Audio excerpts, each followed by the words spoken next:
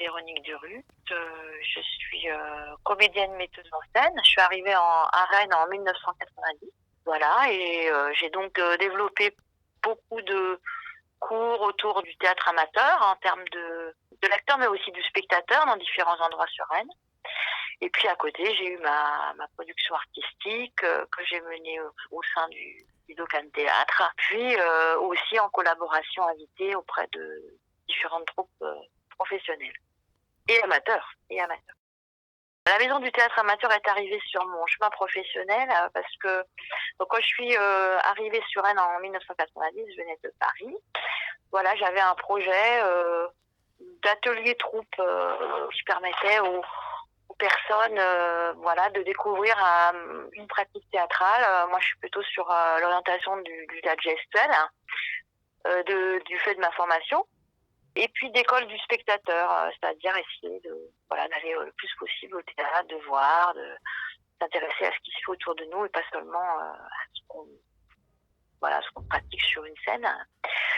Et ce projet-là a été accueilli par la MJC du Grand Cordel, où j'ai travaillé pendant 7 ans de façon très engagée sur 2 espaces d'atelier troupe, l'Era des villes pour les jeunes et puis l'atelier troupe Les Nous pour les adultes.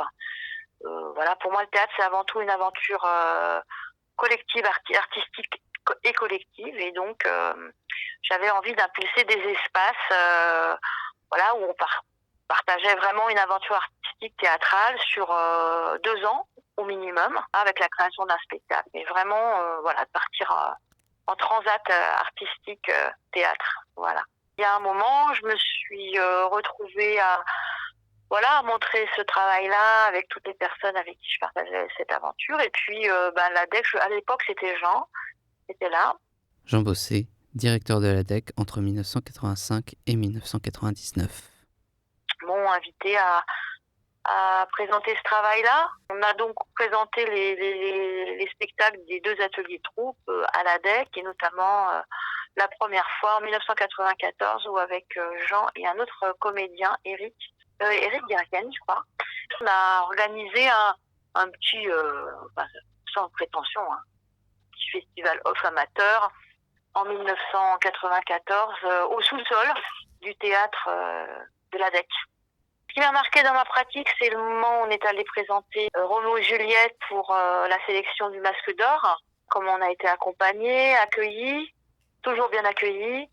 Et ce Masque d'Or que nous avons gagné à Aix-les-Bains, comment l'ADEC a permis de montrer ce travail-là. Je dirais c'est toutes les anecdotes qu'on a en tant que troupe dans un théâtre. Et pour le théâtre amateur, c'est extraordinaire parce que ça permet aux comédiens, aux comédiennes vraiment de vivre une aventure artistique à part entière avec l'accueil d'un régisseur, avec un plateau, avec une salle qui accueille les spectateurs en conditions. Donc les anecdotes, c'est ce partage d'émotions de la scène entre comédiens, comédiennes et spectateurs et comment on est accueilli dans cet endroit de façon très chaleureuse, très attentionnée, avec des régisseurs, j'en ai connu plusieurs, toujours hyper disponibles, à l'écoute, dans l'accompagnement de cette découverte du plateau, des loges. Je dirais ça, mes souvenirs. Il y en a plein, mais c'est surtout la qualité de cet accueil et de cette possibilité pour les comédiens amateurs de vivre vraiment une expérience artistique de représentation de qualité. La démarche artistique sur ce spectacle-là de Roméo et Juliette, c'était d'abord d'appréhender un grand texte pour une troupe amateur, un texte superbe, Shakespeare. C'est la versatilité de l'âme humaine.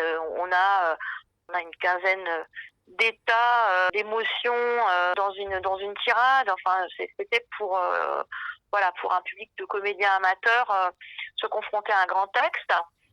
Et puis de se confronter à la forme masquée. Dans la compagnie, il y avait 10 acteurs, il y avait une distribution bien plus large. Et puis, c'était donc se confronter à un théâtre de corps, parce que le texte de Shakespeare est un texte organique, de la passion, Donc voilà, c'était une proposition artistique et j'étais partie sur le plan scénographique. On a travaillé avec Guy Lorgeret, qui est un plasticien hors pair qui est absolument génial. Et voilà, qui nous a emmenés dans son univers de sculpture, de bois, pour mettre en scène dans l'espace ce drame. Donc j'avais orienté le plateau sur une sorte de sol de corrida impacté par les guerres de ces deux familles. Donc le sol était teinté de sang séché, de tourbe, de sang séché, comme une sorte d'arène, en fait, de pouvoir qui sacrifiait ces deux jeunes premiers, en fait. Voilà. Et donc sur le plan scénographique, c'était une sorte de sculpture à la Richard Serra, qui se déployait selon les scènes qui étaient déplacées par les acteurs. Et donc le récit était vraiment mis en œuvre par tous les personnages, en fait.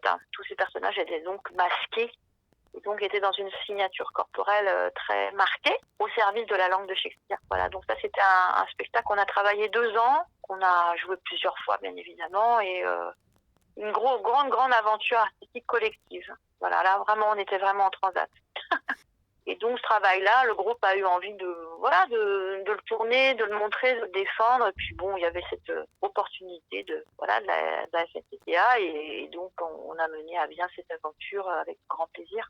Ma proposition des ateliers troupes à la MJC Grand Cornell, c'était d'être vraiment sur une dynamique collective artistique où on cherchait, où on proposait, où on était vraiment en laboratoire de travail, c'est-à-dire permettre à des amateurs vraiment de faire l'expérience d'un labo de recherche de plateau où on se plante, on cherche, on trouve, c'est génial, on est content, on n'est pas content. Enfin, vraiment d'être en travail artistique, quoi. Voilà, donc ces aventures-là duraient longtemps. Mais c'est le prix. Enfin, je veux dire, quand on se voit une fois par semaine, voire 2 fois par semaine, parce que quand même c'était assez intense, ce travail-là, il faut du temps.